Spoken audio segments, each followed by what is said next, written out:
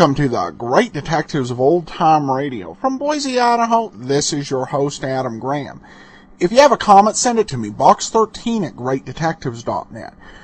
You can also follow us over on Facebook, facebook.greatdetectives.net, and feel free to give us a call, 208-991-4783. Well, before I get into today's episode of Nero Wolfe, I do want to let you know about Audible. Audible has more than 80,000 titles available for your listening pleasure. It can be tough to stay up on the latest in books as we're always on the go in today's society, but you can get one book a month plus discounts on any additional purchases when you're an Audible member. To start your free trial, you can get 2 weeks free and also get a free audiobook. Go to audiblepodcast.com/oldtimeradio. That's audiblepodcast.com/oldtimeradio. Well, today's episode of Nero Wolfe is called The Case of the Impolite Corpse. Ladies and gentlemen, that phone bell means adventure. Hello? Hello. The young man answering the phone is Archie Goodwin. And the mountain of a man engaged in deep thought in the oversized armchair is Nero Wolfe. What was that? Somebody's going to be murdered who has no manners? Well, what do you want Nero Wolfe to do? Teach him manners? Oh. Hold on. Mr. Wolfe. Yes, Archie? We've got a prospective client. In case someone she knows gets murdered, she'd like you to do something about it. Very well. However, advise her. Yes? Not to get murdered herself. I never take a corpse for a client. Greatest detective in the world.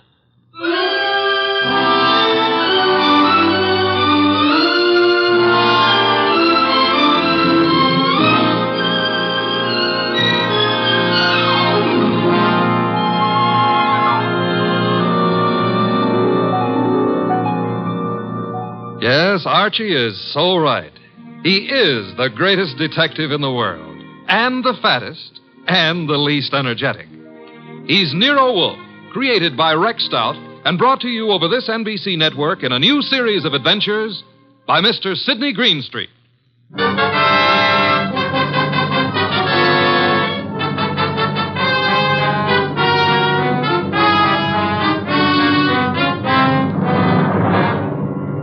Tonight, it's the case of the Impolite Corpse. It began on a certain night at 8:40 when Walter Channing, an advertising executive, was dictating in his office to his charming secretary, Brenda Barkley. Brenda, take a memo. Yes, Mr. Channing. This is to be mimeographed and sent to the entire staff. The entire staff, yes, sir. Notice, effective at once, 1-hour lunch periods will be strictly enforced. Employees will post time of departure and time of return. Yes, what is it? Mr. Channing... Bennett, I'm busy. But I've got to see you, Mr. Channing. About this afternoon. This afternoon was unfortunate, Bennett, but it happened. I lost my temper. I'm sorry. So am I. Mr. Channing, I've been with the firm 14 years, and because a man blows up once in 14 years... Mr. Channing's office. Oh, you've got to reconsider. That's all, Mr. Channing. I never reconsider, Bennett. It's your wife. But, Mr. Channing... That will be all, Bennett. It won't be all. You can't wipe out 14 years of a man's life. Even you can't do that, Channing. It's Mrs. Channing on the phone. Oh. Hello? You're where? That's in this building. Since when has Dr. Ellis kept evening office hours? I told you there's nothing wrong with you. No, I can't. I don't know when I'll be through. And I don't want you hanging around up here. Well, take a cab or walk. I don't care what you do. What? I can't understand you. What? Goodbye, Doris. Where was it? Walter. Yes? You are going to reconsider about Tom Bennett, aren't you? Bennett was insolent this afternoon. I won't tolerate insolence. Yes? Shine, Mr. Channing? Shine? No. What's he doing down here this time of night? Half the staff's working overtime. Kelly's an enterprising shoeshine boy. Might have missed someone on his rounds this afternoon. Walter, about Tom Bennett. Forget Bennett. Oh, look, you upset the inkwell. Oh. Quick, blot the stuff. Yes, of course. Did any spill on you? Spot up my trouser cuff. Lucky it didn't get on the carpet. Walter, about Tom Bennett. I told you to forget Bennett. All right, Walter, all right. Though maybe you shouldn't. Maybe you'd be better off to use him as a model. A model? If he knows he's not wanted around here, he'll have the self-respect to get out. Meaning? Well, you've known for a long time you're not wanted. And you're still here. How you'd like to fire me. Denying that would be silly. I've been with this firm 15 years in January. Employees get a bonus of stock shares after 15 years' service. That's what I'm waiting for, and you know it. Suppose we get back to that memorandum. You'd like to get me out before I collect those shares, wouldn't you? I said let's get on with the memo. You'd be petty enough to do it, too, if you knew how. There may be a way. There isn't, and you know it. I'm too careful. You can't fire me without cause, and I've given you no cause, Walter. Nothing you can possibly dictate one of your vicious little memorandums about. Don't try my patience too far, Brenda. Walter, what?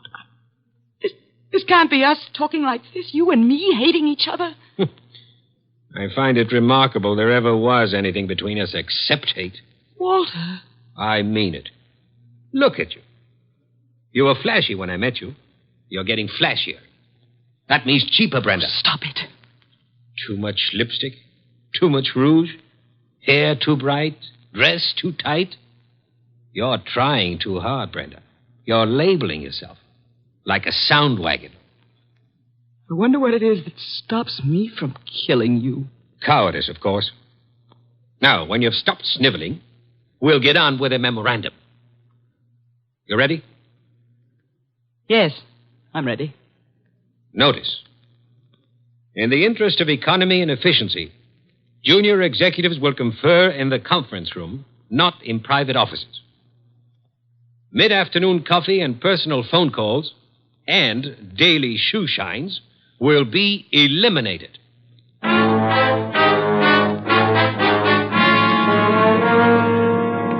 Your name is Barkley, Brenda Barkley. Very well, Miss Barkley. What can I do for you? Mr. Wolfe, I don't know how to begin. Well, maybe I can make this easier all around by briefing Mr. Wolfe on the Walter Channing case. Hey, that's funny. What? Violet eyes. I always thought they were something the poets made up. Archie. Huh? Oh, the Channing case, yes. One moment. Miss Barkley, look this way, please. To me, an eye is functional object found in mammals, birds, fish, potatoes, and horticulture. Thank you. Go on, Archie. Walter Channing was the boy wonder of advertising. At 33, executive vice president of Winslow, Hart, and Straightmeyer. Just 24 hours ago, they found him at his desk, shot through the heart. They? Who is they? A night porter and a shoe shine boy, is that right? Yes. He'd been dead about an hour. The bullet went through Channing, his desk chair, and lodged in the windowsill behind him. Police thought at first it was suicide. The gun? 38, found it on the floor, 10 feet away. No fingerprints, anyhow, no clear ones. Seldom are on a gun butt.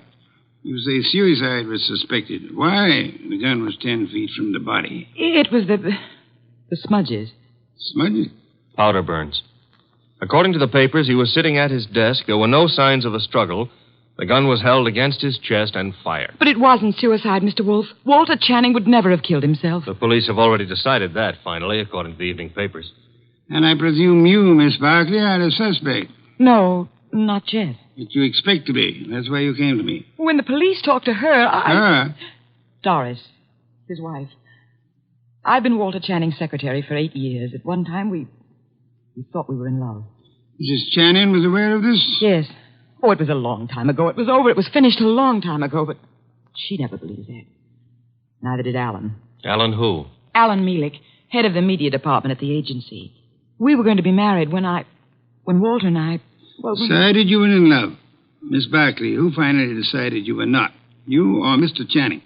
He did. I see. Mr. Mealick believes you did not share this change of heart. Yes. Oh, he's such a fool. I dare say you fear Mrs. Channing or Mr. Mealick or both will reveal the ill-fated romance. You know what the papers will make of it, what the police will try to make of it. Miss Barkley, did you kill Channing? No. Oh, no, I swear I didn't. Oh, Mr. Wolfe, I didn't. Please, for heaven's sake, no tears. Archie, put her in a cab. Yes, sir. Then come up to the plant room. There are some things I'll want you to execute for me. Yes, sir. Women. Bah! Yes, Mr. Goodwin, I'm Abe Jackson, a night porter. He was working late that night. Mr. Channing, his secretary, Mr. Bennett, Mr. Mealick, and his secretary. About 10:30, I met the shoe shine, Kelly, on Mr. Channing's floor. There was a light burning in Channing's plate. We went in to turn it off, Kelly and me, and there he was, sitting at his desk, a hole this big in his chest. Tell me, Mr. Bennett, did Channing have any enemies in the agency? Channing was a slave driver, Mr. Goodwin. The girls hated him and men were afraid of him. He'd send out memos like this one around. Here, take a look at it. It's typical. No coffee, no shoe shines, no office conferences. If you want my opinion, as one employee out of 150, whoever killed Walter Channing did the rest of us a favor. You're Amy Long, secretary to Alan Mealick. Now, what can you I can tell you plenty. How she jilted Mr. Mealick, took up with Mr. Channing, got thrown over by him. I wouldn't go so far as to say Brenda Barkley would murder anyone. But if she did, Walter Channing would be 1A. Channing get his shoes shined by you? I called the agency man, sir. You know, it was Jackson and me found him. Everyone else had gone and left himself, poor soul, sitting at his desk, dead.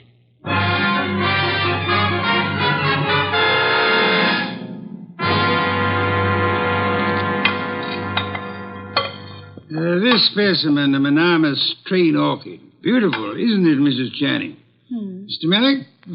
I could never quite like orchids. They have no smell, you know. It's pretty all right, but tulips are more in my line, Mr. Wolfe. Tulips, Mr. Mealick? I had a stand of emperors this spring. Emperors, come in, Archie. Emperors, Mr. Mealick? That's the name of a tulip, Mr. Wolfe. A peasant flower. I've heard of it, of course. Archie, Mrs. Channing, Mr. Mealick, my assistant, Mr. Goodwin. Mr. Goodwin. I didn't know you had company. Mr. Wolfe asked us here to explain why Brenda Barkley is worried. And you have both agreed to respect her position. Brenda ought to know I'd never tell the police anything to get her into trouble. Phooey. Sir? He said phooey, Mr. Mealick, meaning he doubts what you say and does not admit your right to say it. Archie, Mr. Mealick, you say you would never intentionally inform on Miss Barkley. Certainly not. The tongue slips, sir. We would expect you to guard your... What? Do you think what that... I started to say. You asked us here because Brenda Barkley is your client. I despise Miss Barkley. Everyone knows that, and why. But I wouldn't stoop to implicating her in murder. You believe her innocent, then, Mrs. Channing? I believe she lacks the gumption to pull a trigger. Poison I wouldn't put past her at all. Mr. Mealick, would you be kind enough to see me home? Of course, Mrs. Channing. Good day, Mr. Wolfe. Good day. And Mr. Goodwin. You have, I suppose, an exhaustive report from me, Archie? 7 pages of notes. Save them and get me a bottle of beer. You're in a rosy mood. What happened? I said I would like a bottle of beer. No, you wouldn't. Archie, you better... Don't puff up about it. Those vest buttons won't stand the strain. I can't get you a bottle of beer. Why not? You ordered me to hold you to 4 a day. I rescind the order. You also ordered me not to let you rescind the order. What's the matter with you, anyhow? I have had to entertain 2 very dull people too long. Both those dull people are prime suspects. Mrs. Channing is a woman scorned. Mealick lost his girl to the guy who was killed.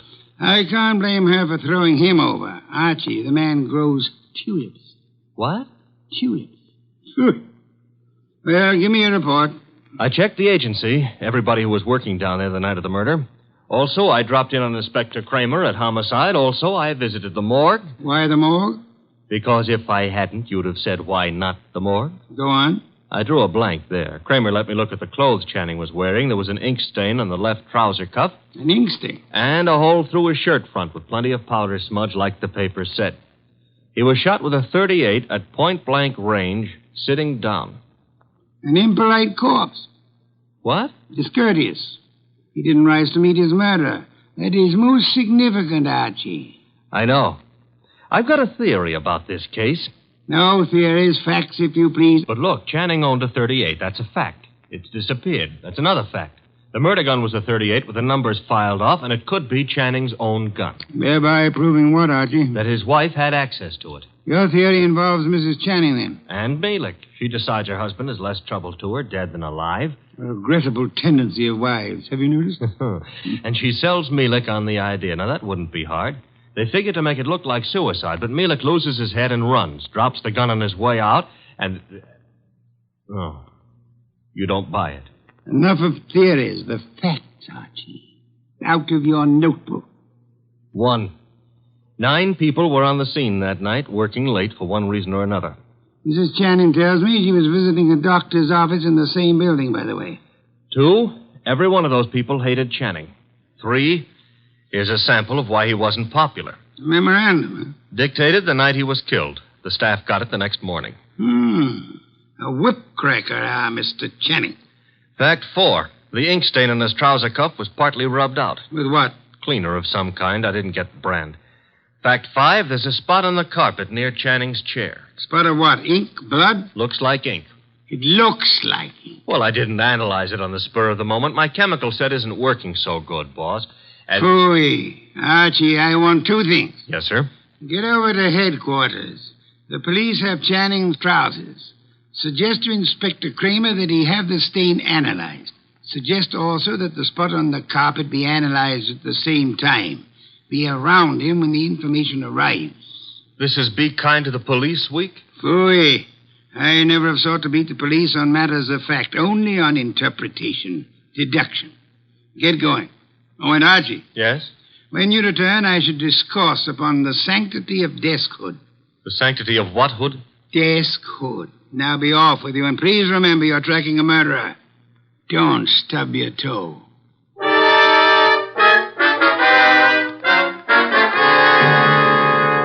Goodwin, the thing on the carpet was a dye of some kind. Dye, huh? Mm-hmm. How long will it take the lab to give you the analysis on it, Inspector? Oh, not very long. I've got the report on what was used on the trouser cuff right now, though. And? They found traces of carbon tetrachloride. Wait a minute. This goes in the notebook. Carbon tetrachloride. And something else. Goodwin, what's Wolfe after? Interpretations was what he said, Inspector. You object? No. Maybe I'll get an interpretation, too. The something else was perchlorethylene. Why, Inspector, such language.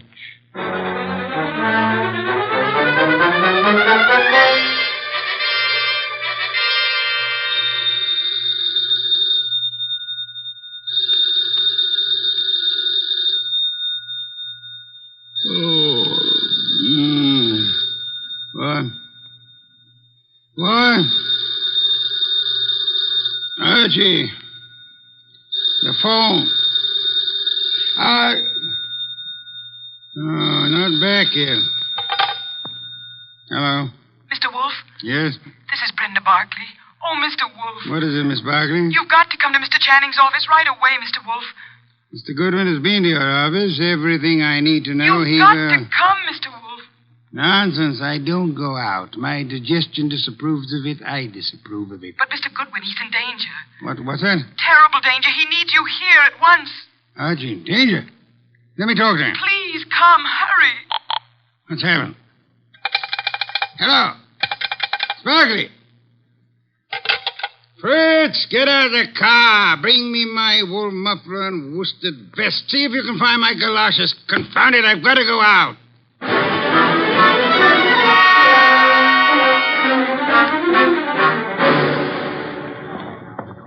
Going up.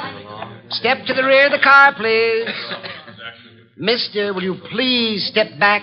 I'm back as far as I can go. You are? Elevators, contraptions for little men. Come, take me up, young man. Hold it. Hold that car. I'm late for a date with a blonde. 16th floor, buddy. Evening, Mr. Goodwin. Good evening. I was told you were in danger. Danger? Mr. Wolfe, what are you doing out down here? Sparkley's idea. About me being in danger? Obviously, she was lying. I suspected at the time. But I fell in with her suggestion. I'm anxious to end the case. My presence here is needed. Don't understand why she'd do such a thing. And why is your presence needed? 16th floor. It's a matter of, perspective. Brenda's got a very nice perspective. She'll be around here someplace. The agency's got this whole floor. Her office? Down this corridor, next to Channing's. Well, Kramer came through on those reports from the lab. That smudge on the carpet wasn't ink. It was a dye. Powdered aniline. Brenda. Oh, Oh, Mr. Wolfe, thank heavens you're here. Hey, I'm here, too. The police, they questioned me again this afternoon. I'm so frightened, Mr. Wolfe. You've got to find the murderer before they... Baby, take it easy. Well, oh, hello, Archie. Hello. What's the idea of trying to pull a fast one on Mr. Wolfe? Well, I just had to see him. Please understand. Is this Channing's office? Yes. You told him I was in danger. Ah, at last. A place to sit down. Well, I had to tell him something to get him down here. He's not happy. You comfortable there, sir? Miss Barkley, come here. Mr. Wolfe, I can explain. I thought if you were here, where it happened, I mean, if you could see for yourself, then you'd... Young woman, there are many things I'd like to say to you. Oh, now, wait a minute. She was scared, boss. However, I am too short of breath to do them justice. Archie. Yes? Round up everyone concerned with this case. Right now? Including Mrs. Channing. Get them in here. Yes, sir. You help him, Miss Barkley, and close that window. Yes, Mr. Wolfe. Fresh air. I've had enough today, thanks to you, to last me a lifetime. If after all that exposure, I live a lifetime.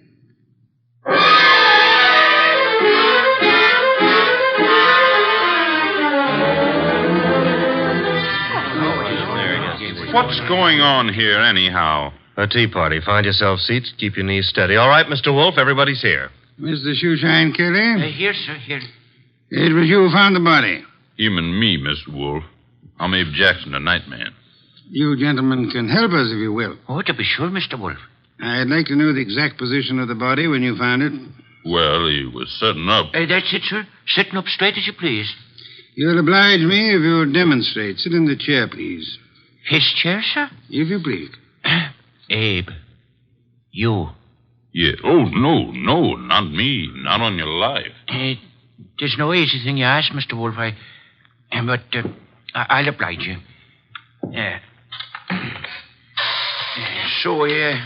It was like this, I'd say. You agree, Mr. Jackson? A little more to the right, maybe. Yeah, that's the way it was. Archie. Yes, sir? Help me with a brief recapitulation. Well, so far as we know, Channing made no outcry. Therefore, he could not have been startled by the appearance of the killer. There were powder burns on the body. Therefore, the gun was against Channing when it was fired. His own hand couldn't have held it closer. Nobody heard the shot, probably because this office is soundproofed. The gun that killed him was lying on the floor 10 feet from the desk. In the direction of flight through that door. Go on, Archie. The killer was almost certainly well known to Channing, or Channing wouldn't have let him come that close without a struggle or an alarm. Also, the killer had access to this office, another proof that he's not a stranger. One more point, if I may, Archie. The killer, he or she, is present here now. Quiet, everyone. We come now to the point I mentioned to you last night, Archie. The point I call the sanctity of deskhood. Sanctity of what? Deskhood, Mrs. Channing. Explain, Archie. Still figure it's so important? Absolutely essential. Well, I wrote it here somewhere. Oh. Deskhood refers to that area behind a desk where a man earns his livelihood, makes his career, builds his reputation. You mean here? Where I'm sitting? So long as a man sits at his desk, he enjoys a curious area of privacy. He is remarkably safe from intrusion. That's it, Mr. Wolfe. The sanctity of deskhood. Think about it a moment. You'll see what I mean. Nonsense. I've gone around that desk hundreds of times. I'm sure she has. Many more hundreds. If you mean what I think you mean, Mrs. Channing, you... Please, ladies. Mrs. Channing, when you approached your husband at his desk, what did he do? What did he... Why, he stood up and... He stood up. Miss Barkley, you agree? Well, yes, he'd have to stand up. At least he always did. But for his murderer, he did not. Archie, resume from your notes, please. Well, whoever killed Walter Channing went around the desk without Channing rising, held a gun to his chest, and pulled the trigger. Excuse me. If you will go behind the desk and stand facing Mr. Kelly, Archie. Here. This the way you mean? You know the angle of the body wound to the hole in the chair? There wasn't any angle. One was in a straight line with the other. From where you stand now in front of Mr. Kelly, if you wish to inflict an identical wound upon him, could you do it? Not from where I stand. I'd have to kneel. You'd have to kneel. Do so. Note, please, the murder tableau. Oh, you know what? I mean, that's the way. Question now, who could kneel before Channing, get close enough to kill him from that position without alarming him in the least? Kelly. The shoeshine man. Hey, wait a minute now. Shut up, you, and sit there. His motive is crystal clear. The memorandum. Memorandum. You have a copy, Archie? In my notebook. Ah, yes. Miss Barclay, read the part which could explain Mr. Kelly's action. No, not Why, now. the You don't memo do that. was all over the office. Kelly must have seen it. Oh, wait a minute now. Notice effective at once. Yes, here it is. In the interest of economy, daily shoe shines will be eliminated. That'd cut off Kelly's bread and butter. Kelly, I can't believe it. Nor can I. What? It's obvious Kelly murdered Walter Channing. Mr. Wolfe, now listen, I did nothing of the But kind. the obvious can be too obvious. Meaning what exactly? Archie, Yes, sir? brief these people on the ink-stained trousers. Channing spilled ink on his trouser cuff the night he was murdered. Somebody tried to clean the spot off. With what? According to the police analysis, carbon tetrachloride and perchloroethylene showed up. Both non-inflammable ingredients used in many commercial cleaners. Exactly what are you getting at, Mr. Wolfe? One moment, Mrs. Channing. Mr. Goodwin also has an analysis of the spot on the carpet behind the desk. Archie? A powder form of dye, aniline dye. Used in what, perhaps? Well, the lab suggested a shoe dressing. I got no powder dye. I swear I ain't, Mr. Wolfe. I'm sure you haven't, Mr. Kelly. You'll find this particular type of dressing is used on women's shoes, suede shoes, usually. I don't understand. Wait a minute. Yes, Archie? If a woman... Now, suppose a woman knelt in front of Channing to clean that ink spot off his trouser cuff. That smudge could have rubbed off the tip of her shoe onto the carpet. Exactly. I believe you'll find a typewriter cleaner contains tetrachloride and perchloroethylene. Something else just occurred to me. That memo was sent around the morning after Channing was killed. I never thought of that. True, Archie. And for only one purpose, to point suspicion at Kelly. But when the police didn't take the hint... Go on, Archie. What then? Somebody else was brought down here who would. Comes around to three questions, doesn't it? Who knew about the memo? Who had access to Channing's file where he kept his gun? And who made sure Nero Wolfe would see the evidence against Kelly? Three questions, Archie, with one answer that spells the name of the murderess. Our own client, Brenda Barkley.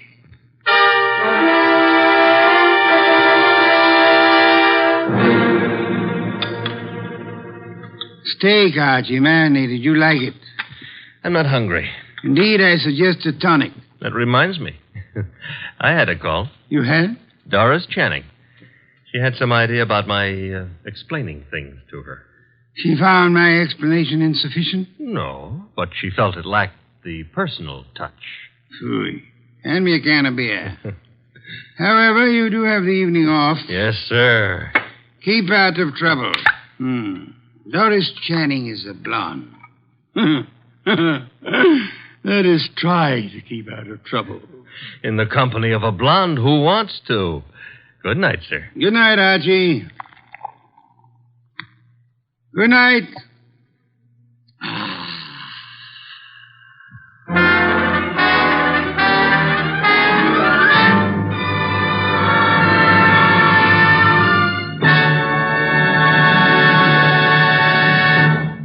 You have been listening to The New Adventures of Nero Wolfe, starring Sidney Greenstreet.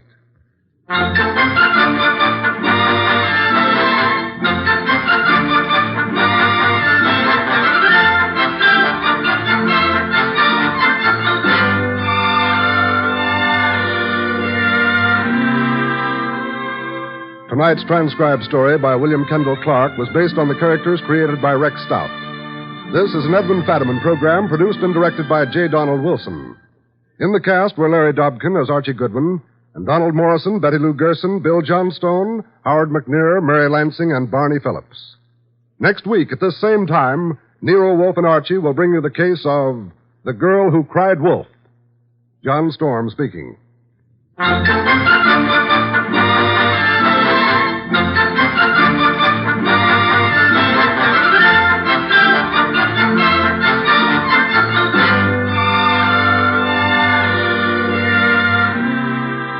Nero Wolfe, Archie, and all of our cast hope that our listeners have taken time out from this busy Christmas season to help brighten some youngster's Christmas day. Be sure to send a thing, your choice of anything you think a child would like for Christmas, to the groups in your own town who are distributing these toy gifts to less fortunate children.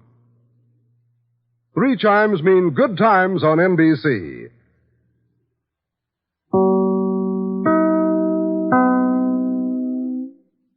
Welcome back. Well, for the second week in a row, Nero Wolfe left the brownstone. I thought this week's departure was a little bit more believable, as I just finished League of Frightened Men. And in that novel, that was the first time Wolfe left the brownstone, and it was because Archie was in danger, though the threat was far more specific. But otherwise, a good mystery. I think that this took a couple of really strong turns. By the way, I did, this past week, also get to finish Season 1 of the Nero Wolfe Mysteries from A&E. And Over My Dead Body, so far, is one of my favorite just for the amount of backstory it reveals about Wolfe. So we've been continuing to enjoy that. We still have, I think, about 3 more DVDs to go till we've reviewed the whole series. So, well, that'll do it for now. We'll be back on Wednesday with Let George Do It, and next week with another episode of Nero Wolfe. In the meantime, send your comments to box13@greatdetectives.net. Follow us over on Twitter at Radio Detectives. From Boise, Idaho, this is your host, Adam Graham, signing off.